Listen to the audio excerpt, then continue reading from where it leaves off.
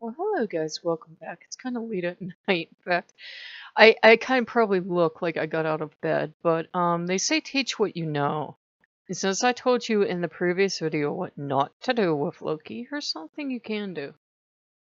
It's kind of a lean month for us, and by the grace of the gods, we do have enough to make it to the next grocery order, but we can't order groceries until, Halloween Day. Then it'll take a couple days to ship. And I thought, what am I gonna make? What am I gonna make? I'm stretching the groceries. What am I gonna make? And I went upstairs and I was anxious and I come down here and I went upstairs. And I decided I would tell Loki a Christmas story. He likes being told stories with me. He loves his stories. And I didn't know what story to tell him because he seemed upset. I was upset. Everyone else seemed upset. Dionysus, everyone. And so I told Loki, I thought, first I had prayed. I said, what am I missing? What gift am I missing? What gift, because God can't ever force a blessing on us. And they're like, well, you're missing faith and hope. We've been trying to hit you over the head with it, but you won't take it. So I'm like, okay, I have to take faith and hope. And as soon as I thought of that, I thought of the perfect Christmas story to tell Loki. And I told him the story about the minestrone soup. And I cannot find my book. I cannot find the book with the original story. But I will tell you a basic version. A couple immigrates from Italy. They're very, very poor. They come here, they're here around, Christmas time. They've got a tiny little cabin. I think the husband built the cabin and everything. And as they're getting, set for Christmas Eve, the husband's in absolute tears because there's no food. There's no big Italian feast for Christmas. And the grandmother, well, the wife, she ends up being a grandmother later in the story, but the wife, she says, it's okay. And she gets out their best tablecloth that she brought over from Italy. She, they get out, she has him set the table. And he's like, what are you doing? You're crazy. It's too late to go into town to get you even a decent dinner. Not that they have the money, but, And she makes minestrone soup. And she has him make bread because they have just enough flour left over for bread. Best Christmas they ever had. It wasn't expensive. It wasn't fancy. There were no gifts. No gifts. Minestrone soup didn't turn into an Xbox, but the idea was that they loved each other and they were happy together. Lucky's backer, how would it? But that is the point. They had what they needed. They had the minestrone soup, and they had each other. And she was happy because she had her husband with her and she had her minestrone soup. What else did she need? I told Loki that, and then we were both ready to have a good cry because Loki felt loved. And I'm like, boy, I've really been mistreating my God. So I got up and I dug through our cupboards, and our cupboards are looking kind of bare, but I was like, I know I have tomato base here somewhere. So we put some tomato soup together in a couple other cans, and our kitchen smells like heaven, guys. It really does. When I had more money, I had been wise enough to invest in dehydrated vegetables, which don't sound exciting, but our kitchen smells like heaven. We're going to have wonderful soup tomorrow. Even if it's a lot of it, and we're sad of seeing soup, we're at least going to have soup, so we're very thankful. It'll be close to minestrone soup, so he'll be happy. And that's what our gods need. Loki needs more than anything, more than an altar, more than a ritual. I wouldn't slap people that sell those kits like it's going to solve all your problems. Their heart's in the right place, but, a kit doesn't replace working with your God. A kit doesn't replace showing faith to your God. So we made soup together, and we put all the ingredients together, and we're going to let it marry overnight. We'll cook it tomorrow. And I had made garlic bread out of white bread, because, when you're Italian, you'll learn how to make garlic bread that way. So, we'll have garlic bread, and we'll have soup, and we'll have all we need. What more do we need? We don't need any more. So, emotional. What our gods really need is our faith. It's not always easy to have faith. So, Loki being Loki, he had me, I was digging around for the story and I found the guidepost Christmas books that I kept. The one was the last gift my mother gave me. So I was reading that, and, you know, he will take any kind of thing he can get to teach you a lesson, to teach you about having faith and hope and patience, and that, hardships come to everyone. You're always supposed to be the one-stop shop for everything God, He's supposed to be all-powerful, creator of the universe, only God, and yet his people still suffer and have hardships. So that's something to think about. Everybody has suffering, hardships in their life, and times where you don't have enough. It's just the nature of life. And then Loki did his, what I call THX Yahweh voice, as we were discussing the stories. And we agreed. Since it was clear that that was the voice of God, that was the voice I ever always heard, I knew without a doubt who God was. He's told me before, and I've told you guys, but he knew. And I'm like, well, when did you pick me? And I knew. Before I was born, there was a chance I wasn't going to be born. A priest gave my parents a lecture. I've no doubt that priest was Loki. I have absolutely no doubt Loki was like, I like this one. This tiny one that's going to have so many problems. I like this one. Loki adopts all the strays. I'm one of his strays. Loki adopts all the strays. All the people nobody else wants. That's who Loki adopts, because his heart just melts out of his ribcage. When I was born, I was a preemie. I was so small you could have held me in the palm of one hand. I was tiny. I was hooked up to every machine they had back in '76. My heart stopped at one point. I died at one point. And Loki was bound and determined that I was not going to die.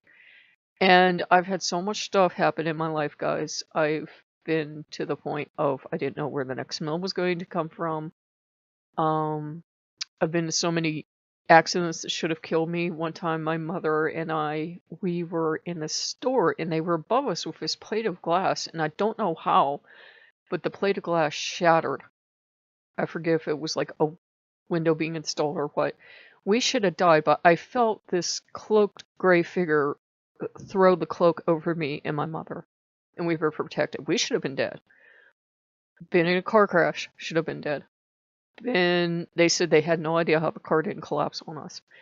Been hit by a car.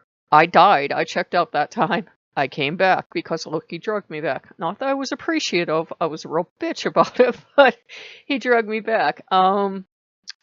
I've been poisoned by medical mistakes. I've had all this stuff happen. All these times I should have been in my grave, and Loki protected me.